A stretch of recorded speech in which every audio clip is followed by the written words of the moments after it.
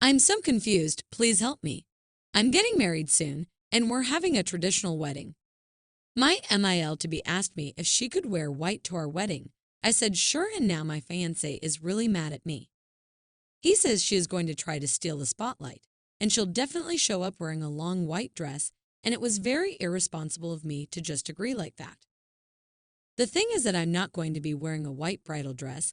I'll be wearing a traditional red dress, which due to its design, type of silk, and embroidery is very distinctive, so even if my MIL does wear a white wedding dress, it's not like it'll be the same. Also, this may be dumb, but I don't really get what the big deal is if my MIL wears white, even if I was also going to. As long as the groom doesn't get confused and marry the wrong person, how does it matter?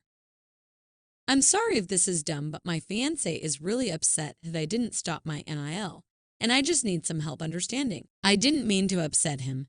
My fiancé knows what my wedding dress looks like. He has seen it. For all of us asking if Mill knows how my wedding dress looks, I'm not sure.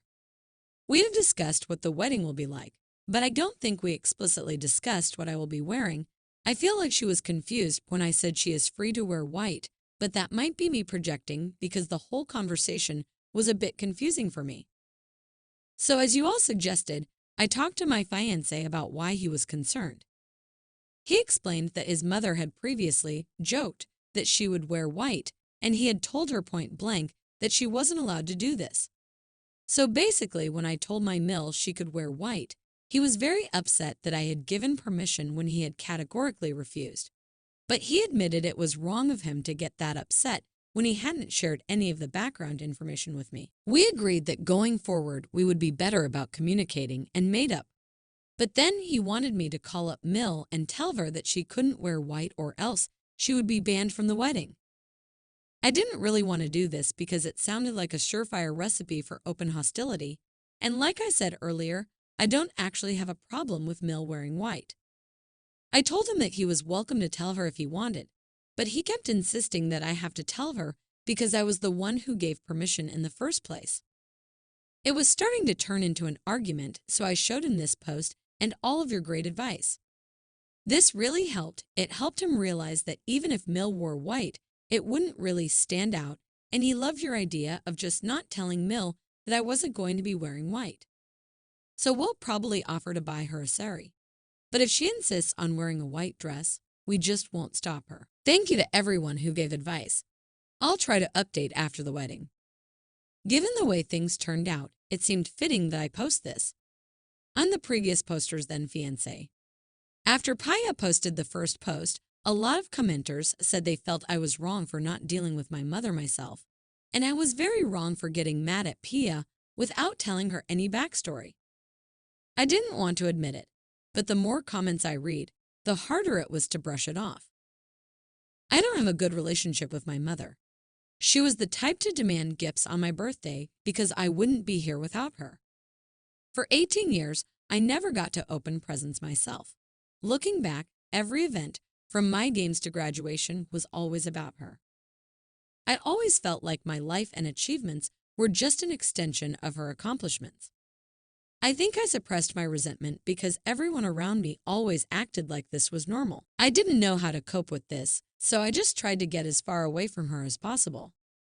I applied to the farthest university I could realistically get in and stayed far away because any time I had to go back home, it was the same story. At university, I was lucky enough to meet Pia, and for the first time, I started to like who I was. I didn't feel like I had to hide or play down my accomplishments or even my failures. And her family was so warm and welcoming, it felt like my childhood was just a nightmare of the past. I thought the best way to move past it was to just move ahead.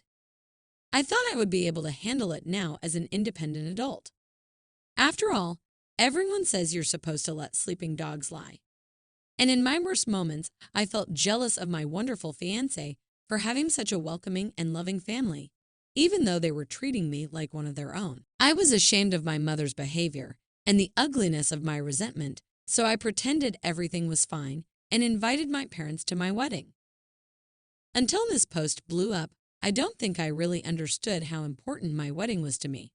I mean, obviously, The whole getting married to the girl of my dreams is huge, but the actual details of the whole ceremony. I had a really clear vision of what I wanted in the wedding, but a combination of my childhood trauma and the notion that wedding is the bride's day and not something men are supposed to care about made me unable to express it. I also didn't understand how badly I wanted an event that would be about me and not my mother. This unholy cocktail of repressed and suppressed feelings led to me unfairly lashing out at Pia when my mother tried her old tricks. At that moment, I forgot white wasn't the bridal color in Indian weddings.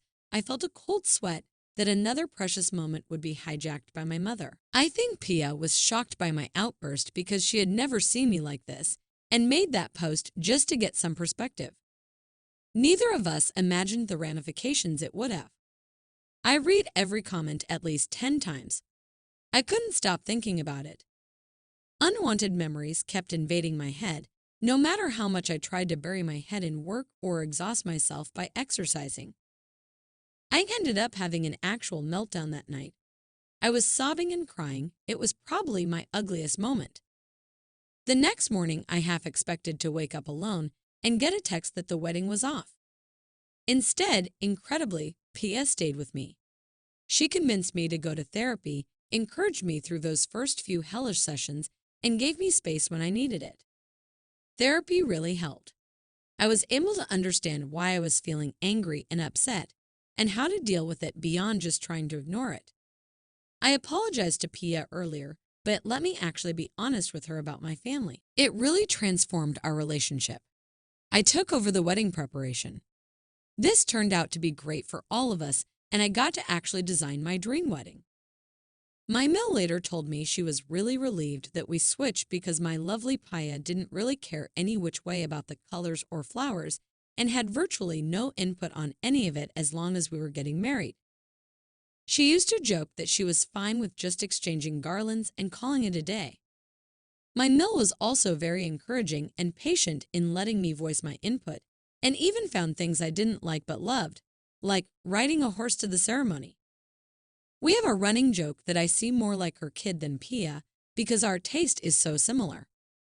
And the actual wedding went really, really beautifully. Pia was ready to rescind my parents' invitations completely after everything, but her terrifying little sister suggested we invite them anyway as a final sort of fuck you, to show them I wasn't alone anymore, and no matter what they tried this time, things would go my way. I have to admit that did appeal to me, so we decided to invite them for the third day of the ceremony, and it worked even better than I imagined. First, it helped that my mother had no real idea what an Indian wedding is like. So when she showed up in a long white tell-ball gown, security actually thought she had the wrong address and didn't let her in. This was actually something I didn't plan, but the schadenfreude of seeing my mother fuming by the gate while other guests were let in was delicious. Secondly, compared to the embroidered silks and sleek satins of Indian clothes, my mother's ball gown honestly looked frumpy. Instead of stealing the show, she just looked like she didn't belong. This was accented by the jewelry, the matching churi and kungan, traditional earring and bindis worn compared to her much more sparse look. Pia looked especially beautiful in her red lingha choli, with intricate henna covering her hands and feet. I'm probably biased since she's my wife, but she has the most beautiful inky hair, and it looks stunning adorned with gajdra and gold belay on her braid. Indian brides also wear something called a matha patty, which looks like a crown. It definitely made her look like a princess. I actually forgot about my parents and my insecurity and pretty much the rest of the universe because I couldn't stop staring at her. My mother tried really hard to interrupt the ceremony. First, she tried coughing, but luckily Pia's aunt, sitting next to her, gave her a cough lozenge. Then she tried to initiate a conversation, but Pia's 5-year-old niece loudly said in that high-pitched voice of children that really projects, "Don't you know it's rude to talk during weddings? I'm 5 and I know that." I later learned that she had been coached to respond this way by my wonderfully terrifying Sil. The third time she tried to interrupt, Pia's cousin jumped and loudly whispered that the food didn't seem to agree with my mother and needed to go to the bathroom immediately and basically pushed her away. After After that, she stayed embarrassedly quiet for the rest of the ceremony. Throughout all this, the Pandichi never missed a beat, and everyone else acted like she wasn't there. In the after-party, the difference between my mother and everyone else was unpleasantly accentuated by her ignorance of Bollywood dance skills, so she tried to refocus attention through conversation. She turned to my mother-in-law and started to complain about how hard it was to raise me. My mill, bless her heart, said, "However difficult children are, they bring 10 times as much happiness just by growing. Your son is such a wonderful young man. You must be so proud of him." My mother didn't like the direction of the conversation, so she turned to Pia and asked her if she was sure she wanted to be with me. This was after we had gotten married. Pia looked at her like she was a bit slow and said, "Why would I be marrying him if I wasn't sure?" My mother loudly asked her again if she was really sure because I used to wet the bed. I hadn't done that since I was 8, but there she was, loudly announcing it for all to hear. At that moment, I really hated her. It felt like there was something stuck in my throat, but no words came out. But Pia didn't have that problem. "You must be confused," she said, and it was so confident with a touch of concern that my mother looked like she was actually confused. Then she raised her voice so it could be heard over the music. "Dear my mother, I know we are family now, but it's much too soon right now or ever for me to hear about your bedroom activities." Then she dragged me away to the dance floor while people started to stare at my mother. Stupidly, the first thing I said in our first dance as a married couple was that my mother was right. But because I am the luckiest man alive, Pia just squeezed my hand and told me it happens when children are put under stress and it wasn't my fault. That was pretty much the end of the problem, and I enjoyed the rest of my wedding dancing, eating food, and talking with Pia's wonderful family. By the end of the day, my mother looked incredibly constipated, but she hadn't managed to ruin anything. I felt so relieved when I said goodbye, like a weight had just slipped off my feet and my knees felt weak. It was the first time in my life that she hadn't taken over something that was supposed to be about me. After that day, I haven't had any more sudden invasive memories of the past. I feel so incredibly lucky to have married this girl, and I feel like I might have done something really stupid after that fight, if I hadn't seen so many strangers telling me the same thing until I couldn't ignore it. So in case anyone was still following this, I wanted to post a thank you.